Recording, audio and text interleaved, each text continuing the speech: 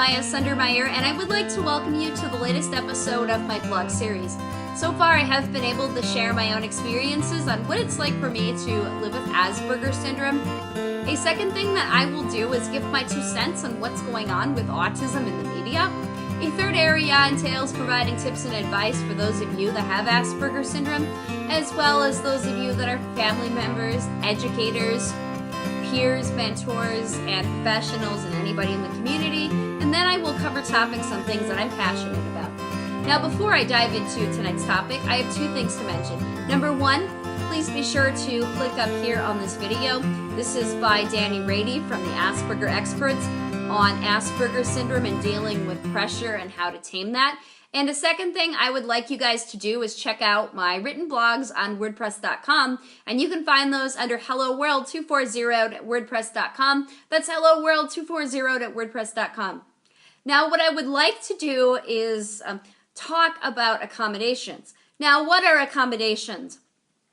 These can be shapeshifters that are supposed to mold the needs of somebody who is a self-advocate or an individual with a human detour system.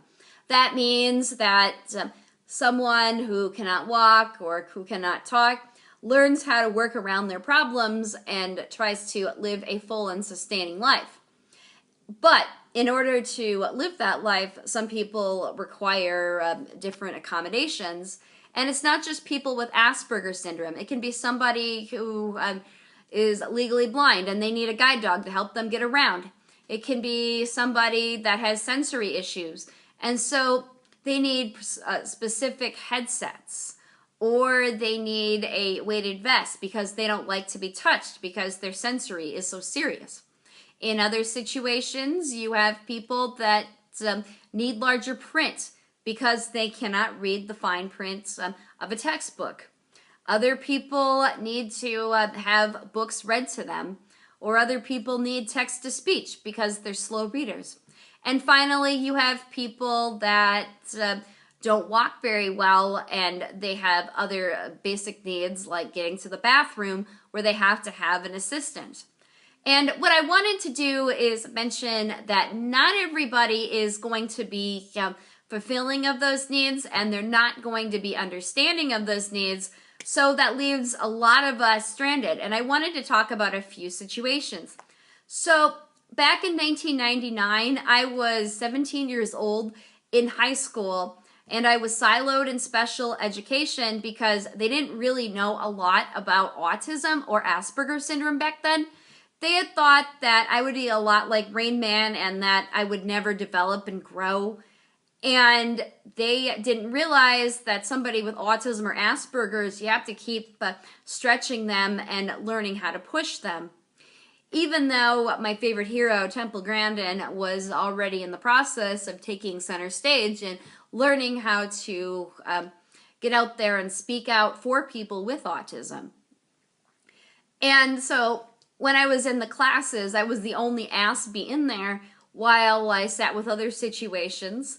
And one of those was somebody that had several strokes, and it took away her ability to walk straight, and she also had cramps in her legs. So she ended up having to use a wheelchair, and she also had an assistant.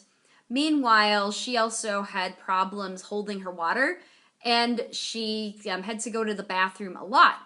So just about every single class, which was about 90 minutes long, you could hear her saying, "Can I go to the bathroom, please?"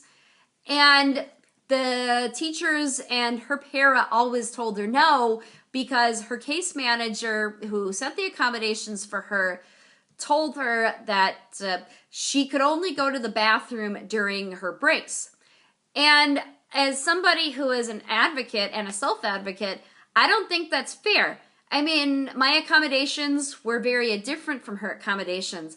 Like, I could sit in the class the entire time and learn while she had to go to the bathroom because her body functioned very differently from mine and very differently from her teachers. And see, people don't always realize that.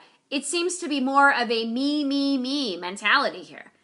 And then another situation that rose back in the spring when myself and several other self-advocates who have served on various boards and advisory councils and were leaders in the disability communities in general, had been asked to go and speak on a panel about caregivers because we were going to be training them. However, there was no transportation to get there, and the new lady that had been arranging this didn't even think of the fact that a lot of us couldn't drive and a lot of us couldn't get around on Uber. So the event ended up getting canceled because they didn't think.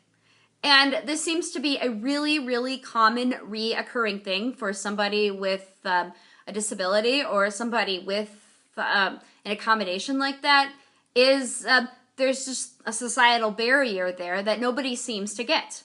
And it drives me batty, and it drives other people in the same boat batty. And finally, another situation where you don't have good, proper accommodations are, let's say, Uber. They don't have any vehicles that have accessibility for people that use wheelchairs.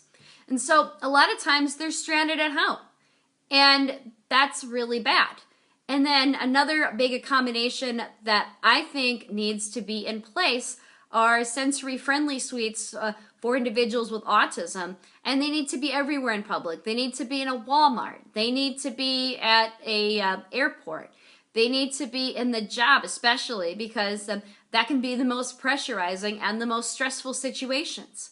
And I don't know why anybody, or I don't know why nobody's seen that. But anyway, I'm out of time. If you have any questions or comments, please be sure to state below. You can also check me out on Twitter at SummerGirl43. Also, be sure to check out my Facebook page, Hello World with Maya Sundermeyer, because I have other videos posted on there. In the meantime, check out my other videos. If you like what you see, please be sure to subscribe. Until next time, I'm Maya Sundermeyer.